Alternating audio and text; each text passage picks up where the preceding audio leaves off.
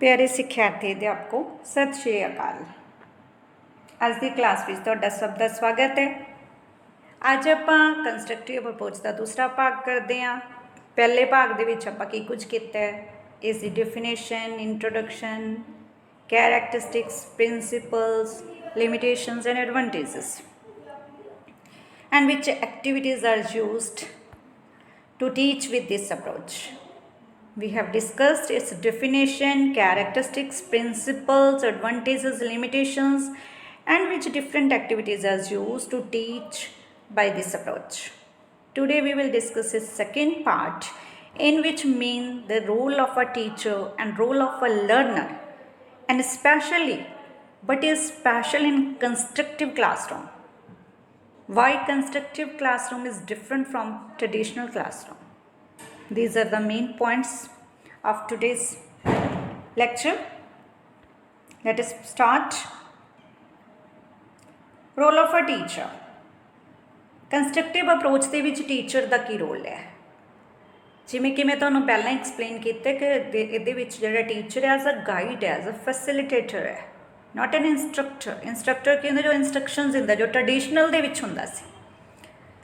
Teacher act as a guide and student as a active learner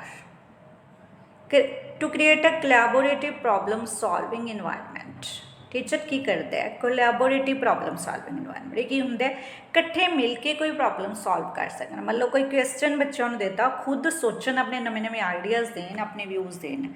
आप पहले कह सके बच्चों के व्यूज़ को इन्होंने बहुत इंपोर्टेंस दी जाती है। तो मिल के प्रॉब्लम सॉल्विंग, पर किहड़ी प्रॉब्लम तो किवें किस तरह ग्रुप्स के विच करनगे टीचर ने डिसाइड करना होंगे। To understand their previous knowledge, teacher जो प्रॉब्लम आप पहले गल की है, जो प्रॉब्लम टीचर देगा बच्चों को दसेगा, उन्होंने प्रीवियस नॉलेज को ध्यान च रखना बहुत जरूरी है। क्योंकि जे मैंटल लैवल के अकॉर्डिंग आप उन्होंने प्रॉब्लम ना देती तो बच्चे विचार की रखेंगे। टू प्रोवाइड सपोर्ट, स्कैफोल्डिंग बहुत इंपोर्टेंट पॉइंट है। जिस तरह आप कहने ना, जिमें आप कोई चीज़ बनाते, मान लो आप एग्जाम्पल ले तो घुमियार बर्तन बनाते हुए हथ रखते हैं मिट्टी से भी वो ना हो जाए, जो हौली हौली अपना हथ हटाता जाता है। तो यही चीज़ है स्कैफोल्डिंग के विच कि टीचर जो बच्चे को सपोर्ट देंदा है, थोड़ी थोड़ी थोड़ी हैल्प, जिमें क्लूज दिंदा रहता है। अखीर दे विच तो उन्हें लगता है कि बच्चा खुद एक्सप्लेन कर सकता है, समझ सकता है, तो वह अपने आप को थोड़ा साइड पर कर लेंदा है। यही रोल वह इंपोर्टेंट है टीचर्स का, ये समझने वाली गल है। Plan more activities and create situations, क्योंकि ये सारा कुछ तो टीचर ने क्रिएट करना है। बच्चे को नहीं पता कि उन्हें अज फील्ड ट्रिप पर जाना, अज उन्हें फिल्म देखनी है, अज उन्हें कोई ऑडियो सुननी है, अज कुछ और करना है, अज उन्हें प्रोजेक्ट बनाना, एक्सपेरिमेंट करना है। All things are decided by teacher. Although teacher is a facilitator, a guide, not an instructor, but he devises different activities, he plans different activities to create the situations for learning environment. He creates learning, teaching learning environment. This is teacher's role. So teacher's role is very important, as child doesn't know how to do, how to learn, what to learn, which thing to do. So teacher's role is important in constructive approach. हुण चलते हैं बच्चे का की role है, nature and role of learners. बच्चे तो पता लग गया, जो टीचर थोड़ा पैसिव रोल अदा करता है, फैसिलिटेटर का रोल अदा करता है, तो जो लर्नर है वो एक्टिव रोल अदा करते हैं, active, cooperative and highly motivated. Cooperative किमें? क्योंकि उन्हें ग्रुप लर्निंग करनी है, क्लास डिस्कशन करनी है। जो एक बच्चा दूजे बच्चे के विचार को सुने ही ना, जो उन्हें बोलन ही ना देवे, तो किस तरह काम होएगा। मोटिवेटेड किमें? जो खुद मोटिवेटेड ने, लर्निंग बाय डूइंग किमें होगी? चुपचाप बैठा रहूगा। और रेडी होना चाहिए ना माइंड डिस्कवर करने, बिल्ड करने, इनहैंस इज नॉलेज, सारा कुछ लिए तैयार हो रेडी होना चाहिए। रेडीनेस होनी चाहिए है लर्नर दे विच कि नवी आइडियाज़ बिल्ड करना चाहता है पुरानी नॉलेज नाल जोड़ के। वो reflective thinking and problem solving attitude है, नॉट अ ब्लैंक स्लेट। आप पहले कर चुके कि प्रीवियस नॉलेज जो हैगी है तो ब्लैंक किमें होएगा। डिफरेंट काइंड्स ऑफ लर्नर्स भी कई तरह के हैं, जिमें beginners, young learners, introvert, extrovert. तो बिगिनर्स को थोड़ी दिक्कत आती है, तो मैं तो लिए नैक्सट देखो पॉइंट देखो, special attention is needed for a beginner. Special attention देनी पैंती है beginner. Special attention is needed para beginner. Need motivation, demonstration, imitation, practice, ये सारिया चीज़ों की लोड़ है। पहला मोटिवेट करता टीचर उन्होंने सीखने लिए तैयार करता, फिर डेमोनस्ट्रेट करता, शो करता कि किमें की एक्टिविटी है, फिर इमीटेट करता बच्चा उस टीचर को देखता, फिर प्रैक्टिस करता। तो इस तरह हौली हौली दी क्यूरीसिटी जागृत हो जाती है तो काम करन लग जाते। यंग लर्नर्स उन्होंने आइडियाज़ को वैल्यू देनी पैंती है क्योंकि नहीं वो हर्ट महसूस करेंगे, may be wrong in sufficient in accurate, ये सारा कुछ टीचर ने देखना कि किस तरह मोल्ड करना है। टीचर तो अपॉर्चुनिटीज़ प्रोवाइड करेगा, उन्होंने एक्टिविटीज़ देगा, बच्चे अपने आइडियाज़ देंगे, फिर टीचर देखेगा कि उन्होंने आइडियाज़ किहड़े रॉन्ग ने किहड़े राइट ने, किस तरह उन्होंने राइट किया जा सकता है विदाउट हार्टिंग दैम, उन्होंने साइकोलॉजी ने ध्यान में रखते हुए। They must be given freedom to think, उन्होंने फ्रीडम होगी थिंक करन दी, एक्ट करन दी, अपनी नॉलेज बिल्ड करन दी। मैं तुहानूं पहलां भी दस्सिया ना भी रॉन्ग या इनसफिशेंट हो सकते हैं, पर टीचर ने वेखना कि उन्होंने आइडियाज़ को किस तरह करेक्ट करना है और without hurting their feelings. Introvert learners भी होंगे ने, सब तो वध प्रॉब्लम आती है इंट्रोवर्ट लर्नर्स ना। इंट्रोवर्ट कौन होंगे बेटा? इंट्रोवर्ट वो होंगे ने जिहड़े अपने ही ख्यालों खोए रहते हैं, अपने आप को शाय होंगे ने, अपने विचारों को प्रगट नहीं करना चाहते। हुण इहो जिहे बच्चे तो आपां नूं की पता लगू कि इसनूं समझ आया कि नहीं, ये मन में की है, इसनूं पहलां की पता है। पार्टिसिपेट भी नहीं करते, वो डरते रहते हैं, फीयर जा होंदा, उन्हां च कॉन्फिडेंस की भी घाट होंदी है। पर टीचर उन्होंने भी अपने नाल लगा सकता है। Must be provided more opportunities to participate and remove hesitation, उसनूं बड़े प्यार दे नाल एक्टिवेट करके अपने उन्होंने बच्चों के नाल ग्रुप के विच एक्टिवेट किया जा सकता है। तो लर्नर की जे आपां गल करिए कि learning is active in this constructive approach, cooperative, works in groups, not alone, he builds his own knowledge. He is not a blank state, he has some previous knowledge. There is some problem with beginners and introvert students, but teacher must try to activate them and prepares them to learn, motivates them to learn, ताकि उन्होंने हैजिटेशन दूर हो जाए। तो ये आप दो चीज़ा कीतियां ने, एक तो नेचर लर्नर की एक रोल कि किदां किदां दे बिगनर हो गए, यंग लर्नर हो गए, इंट्रोवर्ट हो गए, ज़्यादा एक्टिव भी होंगे ने, कई बार उन्होंने भी ध्यान रखना पैंदा कि कितने गलत विचार हावी ना हो जाए। कई बार जोड़े बच्चों का विचार जोड़े थोड़े ज़्यादा कह लो एक्सट्रोवर्ट होंगे ने, ज़्यादा गल कर सकते हैं, वो अपने विचारों ही भारू कर लेंगे ने, तो दूसरे बच्चों के विचार दब जाते हैं, उन्होंने भी ध्यान रखना पऊगा। इतना डिफरेंट काइंड्स ऑफ लर्नर्स होंगे ने, तो लर्नर का रोल की है। आप दो तरह की चीज़ वेखी। तो एक सोशियो साइकोलॉजिकल फैक्टर्स आप बार बार हुणे गल की है कि बच्चों की फीलिंग्स हर्ट भी ना हो तो सीख भी जान, किहड़े फैक्टर्स ने जो कंस्ट्रक्टिव अप्रोच के फायदा करते हैं या यूज़ होंगे ने, या जिन्हों की वरतों करके टीचर टीचिंग लर्निंग प्रोसैस को वधिया बना सकते हैं। एटीट्यूड, स्टेट ऑफ रेडीनैस, मैं तुहानूं पहले कहा बच्चा तैयार ही नहीं अगर सीखने लिए।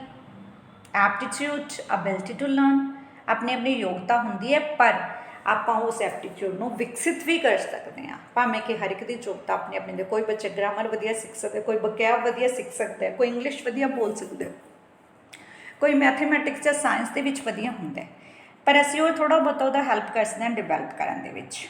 मोटिवेशन बहुत जरूरी है, internal and external. Internal desire to do something, तो सैटिस्फैक्शन भी होना।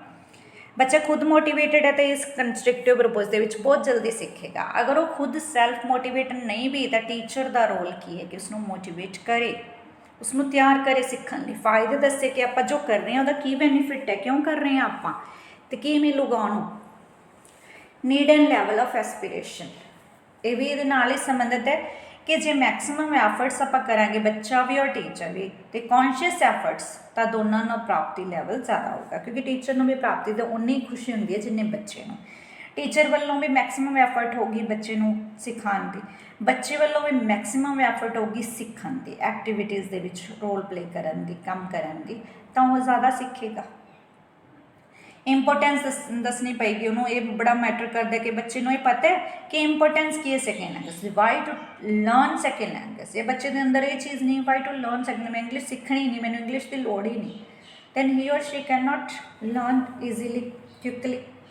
ਨੀਡ ਐਕਸਪੀਰੀਅੰਸ ਜਦੋਂ ਫੀਲਡ ਦੇ ਵਿੱਚ ਆਉਂਦਾ ਕਿਤੇ ਸੁਸਾਇਟੀ ਦੇ ਵਿੱਚ ਉਹਨੂੰ ਲੱਗਦਾ ਕਿ ਦੂਜਾ ਬੱਚਾ ਇੰਗਲਿਸ਼ ਬੋਲ ਰਿਹਾ ਮੈਂ ਉਹਦਾ ਜਵਾਬ ਨਹੀਂ ਦੇ ਪਾ ਰਿਹਾ ਜਾਂ ਕਿਸੇ ਕੁਐਸਚਨ ਦਾ ਆਨਸਰ ਮੈਂ ਨਹੀਂ ਦੇ ਪਾ ਰਿਹਾ ਤਾਂ ਉਹਨੂੰ ਉਹਦਾ ਐਕਸਪੀਰੀਅੰਸ ਹੋ ਜਾਏਗਾ ਤਾਂ ਉਹ ਸਿੱਖਣ ਦੀ ਜ਼ਿਆਦਾ ਇੱਛਾ ਰੱਖੇਗਾ। ਫਿਰ ਕੀ ਉਹਨੂੰ ਅੰਡਰਸਟੈਂਡ ਹੋ ਰਿਹਾ परफॉर्मेंस, फिर वो क्लास च परफॉर्म कितना कर रहे, अगर अच्छा परफॉर्म कर रहे हैं तो इंस्पिरेशन मिल जाती है अगे वास्ते।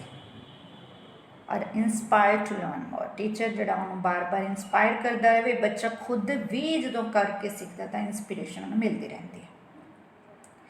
एक कुछ एक सोशल साइकोलॉजिकल फैक्टर्स कह लो आप ਜਿਹੜੇ कि कंस्ट्रक्टिव, वैसे तो सारी लर्निंग ਦੇ ਵਿੱਚ जनरल भी ਆਪਾਂ करांगे सोशल साइकोलॉजिकल फैक्टर्स ਕਿਹੜੇ ने बच्चे की लर्निंग ਨੂੰ ਪ੍ਰਭਾਵਿਤ ਕਰਦੇ ਨੇ ਤੇ ਇਹ ਵਾਲੇ ਫੈਕਟਰਸ ਦੇ ਵਿੱਚ ਸਪੈਸ਼ਲੀ ਉਹ ਕਰਦੇ ਨੇ ਕਿਉਂਕਿ ਬੱਚੇ ਨੇ ਖੁਦ ਸਿੱਖਣਾ ਹੈ।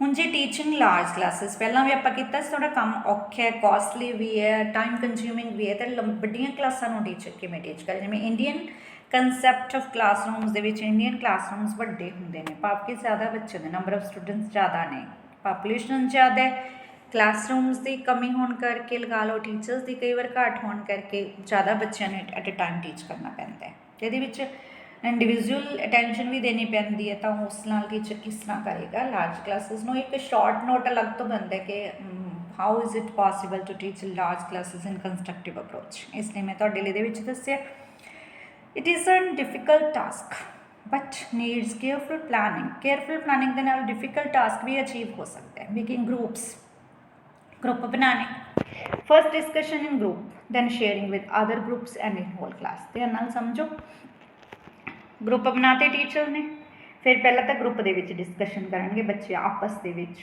फिर वो अदर ग्रुप्स दे नाल शेयर करनगे, एक ग्रुप दूसरे ग्रुप नाल, and in the whole class, फिर सारी क्लास। इहदे नाल की आइडियाज़ होर भी कन्फर्म हो जाते हैं, बच्चे पूरी तरह उन्होंने आइडियाज़ नाल अटैच हो जाते हैं, तो नॉलेज जी पक जाती है, बिल्डिंग जी पक्की हो जाती है, कंस्ट्रक्शन पूरी हो जाती है।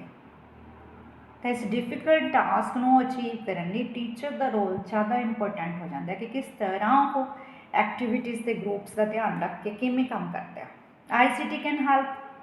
ICT देखो इंटरनेट वगैरह की मदद नाल जे आप प्रोजेक्टर चलाने, वीडियो चलाने, कोई फिल्म दिखाने, नैचुरली सारी क्लास देखी जाऊगी। जिवें एजुसेट का कंसैप्ट है, बच्चे लैक्चर सारे एट अ टाइम देख सकते हैं, टीचर उत्थे बिल्कुल ही फैसिलिटेटर की भूमिका अदा करता है कि किसी थां ते जिहड़ा टफ वर्ड है, कोई चीज़ आउंदी है जिहड़ी लगता है कि बच्चों को समझ नहीं आ रही तो दस सकता है। Team work, research work, field trips, group activities, जिवें टीम वर्क इकट्ठे मिल के काम करा तो टीचर वड्डी क्लास में मैनेज कर लेगा। फील्ड ट्रिप पर जाता था, ग्रुप्स बनाते तो भी वड्डी क्लास मैनेज हो चुकी। Workshops can be organised, workshop रखी जा सकती है कि अज आप ही काम करके वेखने। Teacher can create new situations, new activities, इस तरह की एक्टिविटीज़ हो जाएगी ग्रुप्स के विच हो जाए और टीचर को भी ज़्यादा मेहनत ना करनी पवे तो बच्चे अपनी मेहनत के नाल ग्रुप के विच सीख जाण। लार्ज क्लासिस नूं टीच करना भावें एक डिफिकल्ट टास्क है, weather it is a difficult task but it can be fulfilled with careful planning by the teacher, by the use of ICT, by the use of teamwork, by the use of multimedia instructions, by creating new situations, by planning new activities, it can be overcome. Let's go ahead. But is constructive classroom, मैं तुहानूं पहले ही कहा सी कि constructive classroom is somewhat different from traditional classroom. Then की हुंदा constructive classroom? देखो मैंने लगता तुहानूं पता लग गया है, वैसे दस्सण की भी जरूरत नहीं है क्योंकि मैं तुहानूं बार बार कहा जिथे बच्चा करके सीखे, जिथे बच्चा फ्रीडम होंदी है, जिथे बच्चा अपनी आज़ादी नाल अपने विचारों को प्रगट कर सकते, जिथे बच्चा कुछ भी टीचर को पूछ सकते, कुछ दस सकते, जिथे कोऑपरेटिव माहौल होंदा, जिथे ऑडियो विजुअल एड्स वरतियां ने, तो मेरे ख्याल सारे पॉइंट सही ने। डेमोक्रेटिक इन्वायरमेंट जिहदे विच बच्चे फुल फ्रीडम नाल काम करते, स्टूडेंट सेंटर, टीचर कल्ला ही नहीं बोली जाता। Interactive based on students previous knowledge, उसनूं ध्यान च रख के इंटरैक्टिव सैशन होंदा है। बेटा तुसीं ये चीज़ वेखी है, उस दे बारे अगे गल करना। डायलॉग चलता है, टीचर बोलेगा बच्चे आंसर देंगे, बच्चे बोलते हैं टीचर आंसर देंगे, जो भी करता मतलब गलबात होंगी है। कोऑपरेटिव है क्योंकि टीम वर्क है, सारा ग्रुप वर्क है। ऑडियो विजुअल एड्स दी यूज मस्ट है। नर्चर स्टूडेंट्स नैचुरल क्यूरियोसिटी, विद्यार्थियों की ਨੈਚੁਰਲ ਕਿਊਰੀਸਿਟੀ ਨੂੰ ਨਰਚਰ ਕਰਦਾ ਹੈ, ਪੋਸ਼ਿਤ ਕਰਦਾ ਹੈ ਇਹ, ਕਿ ਉਹਨਾਂ ਦੇ ਵਿਚਾਰਾਂ ਦੀ ਵੈਲਿਊ ਦਿੱਤੀ ਜਾਂਦੀ ਹੈ, ਨਾ ਕਿ ਉਹਨੂੰ ਕਹਿ ਦਿੰਦੇ ਨਹੀਂ ਤੈਨੂੰ ਤਾਂ ਕੁਝ ਵੀ ਨਹੀਂ ਪਤਾ, ਚੁੱਪ ਕਰ ਜਾ। ਟ੍ਰੈਡੀਸ਼ਨਲ ਐਂਡ ਕੰਸਟਰਕਟਿਵ ਕਲਾਸਰੂਮ ਦੇ ਵਿੱਚ ਡਿਫਰੈਂਸ ਕੀ ਹੈ?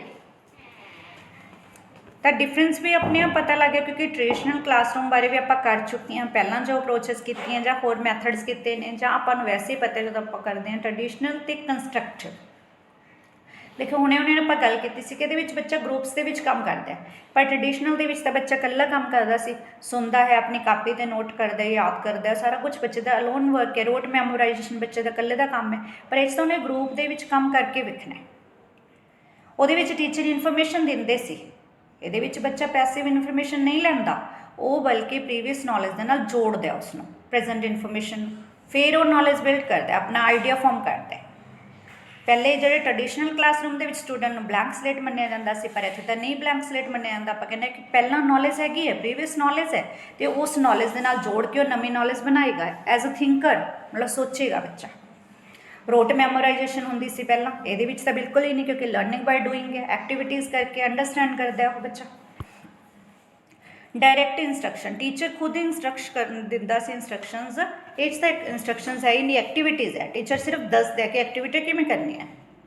ਪਹਿਲਾਂ ਟੈਕਸਟ ਬੁੱਕ ਬੇਸ ਹੁੰਦਾ ਸੀ, ਪਰ ਹੁਣ ਤਾਂ ਬਹੁਤ ਵੱਡੇ ਕਨਸੈਪਟ ਨੇ ਕਿ ਬੱਚਾ ਕਰਕੇ ਸਿੱਖ ਰਿਹਾ ਹੈ। ਟੀਚਰ ਸੈਂਟਰਡ ਨਹੀਂ ਹੈ, ਪਹਿਲਾਂ ਟੀਚਰ ਸੈਂਟਰਡ ਹੁੰਦੀ ਸੀ, ਹੁਣ ਤਾਂ ਇੰਟਰੈਕਟਿਵ ਹੈ। ਕਰੈਕਟ ਆਨਸਰਸ 'ਤੇ ਜ਼ੋਰ ਦਿੱਤਾ ਜਾਂਦਾ, ਕਰੈਕਸ਼ਨ ਅਤੇ ਐਕੂਰੇਸੀ 'ਤੇ ਬਹੁਤ ਜ਼ੋਰ ਦਿੱਤਾ ਜਾਂਦਾ, ਪਰ ਹੁਣ ਕਹਿੰਦੇ ਸਟੂਡੈਂਟ ਦਾ ਵੀ ਉਹ ਰੋਂਗ ਹੈ ਜਾਂ ਰਾਈਟ ਹੈ, ਉਸਨੂੰ ਵੈਲਿਊ ਦੇਣੀ ਹੈ, ਬਾਅਦ ਦੇ ਵਿੱਚ ਉਸਨੂੰ ਕਰੈਕਸ਼ਨ ਵੱਲ ਲੈ ਕੇ ਜਾਣਾ ਹੈ, ਪਰ ਇਹ ਨਹੀਂ ਕਿ ਤੁਰੰਤ। ਟੈਸਟਿੰਗ ਬੇਸਡ ਟੈਸਟ ਹੁੰਦੇ ਰਿਟਨ, ਇਹਦੇ ਵਿੱਚ ਤਾਂ ਕੰਪਰੀਹੈਂਸਿਵ ਅਸੈਸਮੈਂਟ ਹੈ। ਮੈਂ ਤੁਹਾਨੂੰ ਪਹਿਲੇ ਦੱਸਦਾ ਕਿ ਡੇਲੀ ਦੀ ਡੇਲੀ ਆਬਜ਼ਰਵੇਸ਼ਨ ਹੋ ਰਹੀ ਹੈ, ਡੇਲੀ ਦੀ ਡੇਲੀ ਟੀਚਰ ਦੇਖ ਰਿਹਾ ਕਿ ਇਹ ਬੱਚਾ ਕਿਸ ਤਰ੍ਹਾਂ ਵਰਕ ਕਰ ਰਿਹਾ, ਕੌਣ ਪਿੱਛੇ ਹੈ, ਕੌਣ ਅੱਗੇ ਹੈ, ਕੌਣ ਹੈਜ਼ੀਟੇਟ ਕਰ ਰਿਹਾ ਹੈ, ਕੌਣ ਐਕਟਿਵ ਹੈ, ਕਿਹੜਾ ਸਟੂਡੈਂਟ ਇੰਟਰੋਵਰਟ ਹੈ, ਕੌਣ ਪੈਸਿਵ ਹੈ, ਇਸ ਤਰ੍ਹਾਂ ਸਾਰਾ ਕੁਝ ਟੀਚਰ ਡੇਲੀ ਦੇਖਦਾ ਹੈ। ਕੰਟੈਂਟ ਦੇ ਅਕੋਰਡਿੰਗ ਹੁੰਦਾ ਸੀ ਸਟ੍ਰਿਕਟਲੀ, ਪਰ ਹੁਣ ਤਾਂ ਫਰੀडम ਹੈ, ਬੱਚੇ ਨੂੰ ਐਕਟੀਵਿਟੀ ਕੋਈ ਵੀ ਕਰ ਸਕਦਾ। ਉਹ ਫਿਕਸਡ ਕਰਿਕੂਲਮ ਹੁੰਦਾ ਸੀ ਪੁਰਾਣੇ ਕਲਾਸਰੂਮ ਦੇ ਵਿੱਚ, ਹੁਣ ਕੋਈ ਫਿਕਸ ਨਹੀਂ ਹੈ ਕਰਿਕੂਲਮ। ਆਪਾਂ ਇਹਦੇ ਇੱਕ ਨੈਗੇਟਿਵ ਪੁਆਇੰਟ ਵੀ ਕੀਤਾ ਕਿ ਜਦੋਂ ਫਰੀडम ਹੈ ਸਾਰਾ ਕੁਝ ਕਰਨ ਦੀ, ਕੋਈ ਵੀ ਐਕਟੀਵਿਟੀ ਕਹਿੰਦਾ ਸਟਰਕਚਰਲੈਸ ਹੋ ਜਾਂਦਾ, ਥੋੜ੍ਹਾ ਜਿਹਾ ਸਟਰਕਚਰ ਨਹੀਂ ਰਹਿੰਦਾ ਹੈ। ਨੌਲੇਜ ਪੈਸਿਵਲੀ ਰਿਸੀਵ ਹੁੰਦੀ ਸੀ ਪਹਿਲਾਂ, ਪੈਸਿਵਲੀ ਮਤਲਬ ਸੁਸਤੀ ਨਾਲ, ਬਸ ਇੱਕ ਬੱਚੇ ਨੇ ਸੁਣ ਲਿਆ, ਯਾਦ ਕਰ ਲਿਆ, ਰੱਟਾ ਲਗਾ ਲਿਆ, ਠੀਕ ਹੈ, ਉਹਨੂੰ ਪਤਾ ਨਹੀਂ ਲੱਗਦਾ ਸੀ ਵੀ ਹੈ ਕੀ ਚੀਜ਼, ਹੋਇਆ ਕੀ। ਨੌਲੇਜ ਬੇਸਡ ਔਨ ਐਕਸਪੀਰੀਅੰਸ, ਹੁਣ ਤਾਂ ਖੁਦ ਕਰਕੇ ਵੇਖ ਰਿਹਾ ਬੱਚਾ, ਸਿੱਖ ਰਿਹਾ ਹੈ, ਐਕਟੀਵਿਟੀ ਖੁਦ ਕਰਦਾ।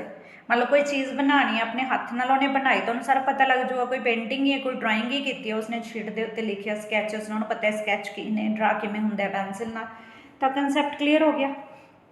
ਇੰਗਲਿਸ਼ ਬੋਲ ਕੇ ਦੇਖ ਰਿਹਾ ਲਾਈਨ, ਅਤੇ ਬੋਲ ਰਿਹਾ, ਗੱਲ ਕਰ ਰਿਹਾ ਟੀਚਰ ਦੇ ਨਾਲ ਉਸ ਲੈਂਗੁਏਜ ਦੇ ਵਿੱਚ, ਤਾਂ ਆਪਣੇ ਆਪ ਉਹਨੂੰ ਉਹ ਜਿਹੜੀ ਬਾਅਦ 'ਚੋਂ ਕਨਫਰਮ ਹੁੰਦੀ ਜਾਊਗੀ ਉਹ ਨੌਲੇਜ। ਇੰਝ ਨਹੀਂ ਕਿ ਉਹਦੇ ਰੱਟਾ ਲੱਗਿਆ ਸੀ, ਪਹਿਲੇ ਯਾਦ ਸੀ ਹੁਣ ਭੁੱਲ ਗਿਆ, ਨਹੀਂ, ਉਹ ਨੌਲੇਜ ਉਹਦੀ ਕਨਫਰਮ ਹੋ ਜਾਂਦੀ ਹੈ। ਤਾਂ ਇਹ ਹਨ differences traditional classroom and constructive classroom ਦੇ। ਤਾਂ ਅੱਜ ਦੇ ਇਸ ਦੇ ਵਿੱਚ ਆਪਾਂ ਕੀ ਕੀਤਾ ਕਿ ਕੰਸਟਰਕਟਿਵ ਅਪਰੋਚ ਦੇ ਵਿੱਚ ਟੀਚਰ ਦਾ ਕੀ ਰੋਲ ਹੈ, what is the role of a teacher as a guide, as a facilitator, what is the role of learner, active cooperative, what is the nature of learner, beginner, young, introvert, motivated, social psychological factors ਜਿਹੜੇ ਪ੍ਰਭਾਵਿਤ ਕਰਦੇ ਨੇ teaching learning process ਨੂੰ ਇਸ approach ਦੇ ਵਿੱਚ। Large classes ਨੂੰ teach ਕਰਨਾ ਇੱਕ ਡਿਫਿਕਲਟ ਟਾਸਕ ਹੈ, ਇਸ ਬਾਰੇ ਕੀਤਾ। ਕੰਸਟਰਕਟਿਵ ਕਲਾਸਰੂਮ ਕਿਹੋ ਜਿਹਾ ਹੁੰਦਾ ਪਹਿਲਾਂ ਆਪਾਂ ਹੀ ਦੇਖਿਆ, ਫਿਰ ਉਹ ਟ੍ਰੈਡੀਸ਼ਨਲ ਨਾਲੋਂ ਕਿਵੇਂ ਡਿਫਰੈਂਟ ਹੁੰਦਾ ਇਸ ਦੇ ਬਾਰੇ ਦੇਖਿਆ। ਤਾਂ ਪਿਆਰੇ ਸਿੱਖਿਆਰਥੀ ਅਧਿਆਪਕੋ, ਮੇਰੇ ਖਿਆਲ ਵਿੱਚ ਤੁਹਾਨੂੰ ਇਹ ਪੂਰੀ ਤਰ੍ਹਾਂ ਨਾਲ ਸਮਝ ਆ ਗਈ ਹੋਣੀ ਕਿ constructive approach to teach English, to learn English ਕੀ ਹੈ, ਕਿਸ ਤਰ੍ਹਾਂ ਇਸ ਨੂੰ ਯੂਜ਼ ਕੀਤਾ ਜਾ ਸਕਦਾ ਹੈ। ਇਹ ਦੋ ਭਾਗਾਂ ਦੇ ਵਿੱਚ ਮੈਂ ਤੁਹਾਨੂੰ ਇਹਦੇ ਬਾਰੇ ਦੱਸਿਆ, ਤਾਂ ਕਿ ਕਾਫੀ ਇਲੈਬੋਰੇਟ ਵੇ ਦੇ ਵਿੱਚ ਦੱਸਿਆ, ਤਾਂ ਕਿ ਤੁਹਾਨੂੰ ਚੰਗੀ ਤਰ੍ਹਾਂ ਇਹ ਸਮਝ ਆ ਜਾਏ ਅਤੇ ਤੁਸੀਂ ਖੁਦ, ਜਿਵੇਂ ਇਹਦੇ ਵਿੱਚ ਵੀ ਨੌਲੇਜ ਕੰਸਟਰਕਟ ਕੀਤੀ ਜਾਂਦੀ, ਤੁਸੀਂ ਵੀ ਆਪਣੀ ਨੌਲੇਜ ਖੁਦ ਕੰਸਟਰਕਟ ਕਰ ਸਕੋ, ਖੁਦ ਸੋਚ ਸਕੋ ਕਿ ਦੂਸਰੀਆਂ ਅਪਰੋਚਸ ਨਾਲੋਂ ਕੰਸਟਰਕਟਿਵ ਅਪਰੋਚ ਕਿਸ ਤਰ੍ਹਾਂ ਡਿਫਰੈਂਟ ਹੈ, ਟ੍ਰੈਡੀਸ਼ਨ ਨਾਲੋਂ ਕਿਵੇਂ ਡਿਫਰੈਂਟ ਹੈ। ਸਾਰਾ ਕੁਝ ਤੁਹਾਨੂੰ ਖੁਦ ਨੂੰ ਪਤਾ ਲੱਗ ਜਾਏ, ਨਹੀਂ ਕਿ ਰੱਟਾ ਲਾਉਣ ਦੀ ਲੋੜ ਪਵੇ। ਦੈਟਸ ਆਲ ਬੇਟਾ, ਥੈਂਕ ਯੂ ਬੇਟਾ।